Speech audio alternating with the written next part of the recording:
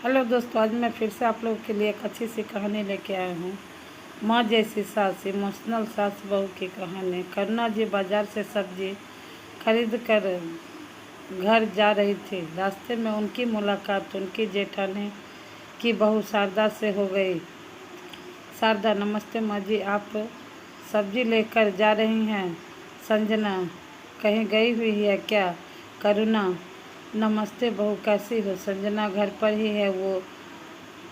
उसने cloud kitchen का काम शुरू किया है, इसलिए मैं उसकी हेल्प कर रही हूँ। शारदा, माफ़ करना माँ जी, लेकिन अभी कुणाल जी की शादी को 6 महीने ही हुए हैं और आपने अपनी बहू को सिर पर चढ़ा लिया है। वह सारा काम आपसे करवाती है।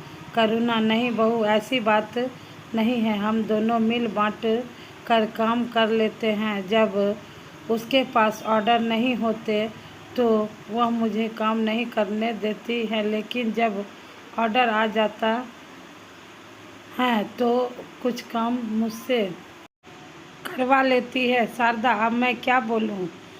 माँ जी, जैसी आपकी मर्जी। अच्छा, अब मैं चलती हूँ। घर आकर करुणा जी देखती हैं कि संजना किसी से फ़ोन पर बात कर रही थी। वह बात ख़त्म करके करुणा जी के पास, संजना, मम्मी जी आप आ गई। आप काफ़ी थक गई होंगी, बताइए क्या लेंगी? कुछ ठंडा ले आऊँ या चाय बना दूँ? माफ़ करना, मैं आपसे काम नहीं बना ला। दूसरे और शारदा अपने घर पहुंचती है और अपनी सास रश्मि जी को सारी बात बताती है। रश्मि जी, मैं तो पहले ही जानती थी। मैंने तो शादी में ही कह दिया था कि बहू के लक्षण सही नहीं हैं।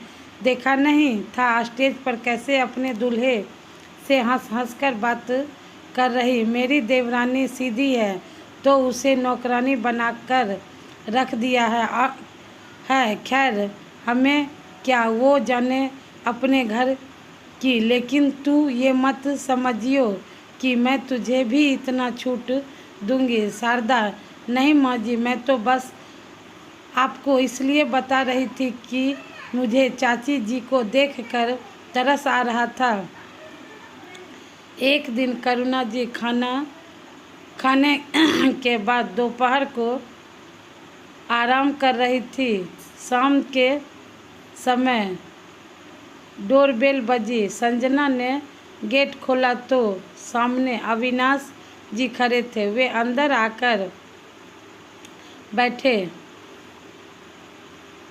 अभी करुणा जी बाहर आई और बोली,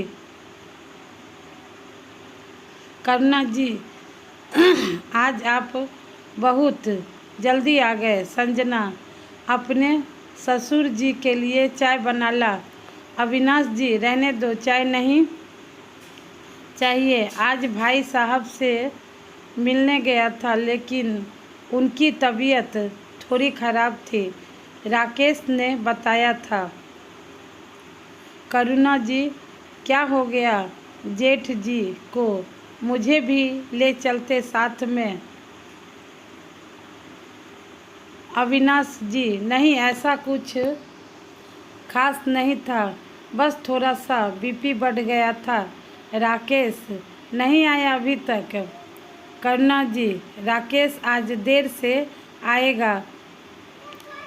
अविनाश जी फ्रेश होकर अपने कमरे में बैठे थे। अविनाश जी, करुणा आज भाभी कह रही थी कि तुमने अपने बहू को सिर पर चढ़ा लिया है। घर का सारा काम करुणा से करवाती है। करुणा जी कुछ बोल पाती इससे पहले संजना कमरे में आ गई। उसने सब सुन लिया था। उसने खाने की थाली रखते हुए कहा, संजना, पापा जी मुझे माफ़ कर दीजिए। आज से मैं मम्मी जी से कुछ काम नहीं करवाऊंगी, चाहे मुझे अपना काम बंद करना पड़े। करुणा जी, चुप रह बहू, मैंने तुझसे कोई शिकायत की है? बोलने दे जिसे जो बोलना है। मैं अपनी बहू का हर काम में साथ दूंगी। तू काम बंद नहीं करेगी, नहीं तो मैं गुस्सा हो जाऊंगी। संजना की आंखों से आंसू बह रहे थे। अविनाश जी बेटी, मैं तो बस ये बता रहा था कि भाभी क्या कह रही थी। तुम चिंता मत करो, मैं तुम्हारे काम से कोई परेशानी नहीं है संजना। लेकिन मम्मी जी, आपको बहुत परेशानी होती है, सारा दिन कुछ न कुछ काम लगा रहता है। करुणा जी बहू, मैंने तुझे हमेशा अपनी बेटी माना है। तेरे लिए मैं कुछ भी कर सकती हूँ। हमारा रिश्ता सास बहू का नहीं, माँ बेटी का है। चिंता मत कर, जिसे जो बोलना है बोलने दे। इसी तरह समय बीत रहा था। एक दिन करुणा जी सुबह उठकर ड्राइंग रूम में आई तो देखा संजना किचन में नहीं है। करुणा जी अपने उसके बेडरूम के पास पहुंची और आवाज़ दी, करुणा जी, राकेश संजना को जगा दे। आज के ऑर्डर के लिए क्या सामान लाना है उसकी लिस्ट बना दे। राकेश, मम्मी वो संजना को तेज बुखार है। करुणा जी ने अंदर जाकर देखा संजना को तेज बुखार था। संजना, मम्मी जी मैं बस अभी गोली खाकर आती हूँ, किचन में देखूंगी क्या सामान है क्या नहीं है। करुणा जी, नहीं तू बस आराम कर, मैं अभी तुझे दवाई देती हूँ। आज तू कुछ काम नहीं करेगी। संजना, नहीं मम्मी जी, अगर ऑर्डर टाइम पर पूरे नहीं हुए तो रेटिंग गिर जाएगी। मैं बस थोड़ी देर में आती हूँ। करुणा जी, नहीं, ला अपना फ़ोन दे, मैं देखती हूँ क्या भेजना है। संजना के मना करने पर भी करुणा जी नहीं मानी और उसका फ़ोन लेकर ऑर्डर चेक करने लगी। फिर वो फटाफट किचन में गई और सारे ऑर्डर एक के बाद एक पूरे करने लगे। शाम तक सारा काम निपट गया। रात को करुणा जी संजना के कमरे में गई। करुणा जी, बहू तुझे तो अभी भी तेज बुखार है। राकेश, एक काम कर, तू अपने पापा के पास सो जा, मैं आज संजना के पास रुकूंगी। संजना, मम्मी जी मैं ठीक हूँ, आज आप अपने कमरे में सो जाइए, यहाँ आपको नींद नहीं आएगी। करुणा जी, चुप रह, बस तू आराम कर, बाकी हम पर छोड़ दे। करुणा जी रात भर संजना की देखभाल करती रही। सुबह तक संजना बिल्कुल ठीक हो गई थी। करुणा जी सो रही थी। संजना आकर उनके पास बैठ गई। वह मोबाइल देख रही थी। उसकी आंखों से आंसू बह रहे थे। करुणा जी, अरे पता ही नहीं चला कब नींद आ गई। तू रो क्यों रही है? तू ठीक तो है? संजना, मम्मी जी मैं बिल्कुल ठीक हूँ। कल आपने 12 ऑर्डर भेज दिए, वो भी अकेले। करुणा जी, क्या हुआ? कहीं कुछ गलत तो नहीं चला गया? किसी ने कंप्लेन तो नहीं की? ना बता ना, रो क्यों रही है? संजना, मम्मी जी आपका बना खाना कस्टमर को बहुत पसंद आया।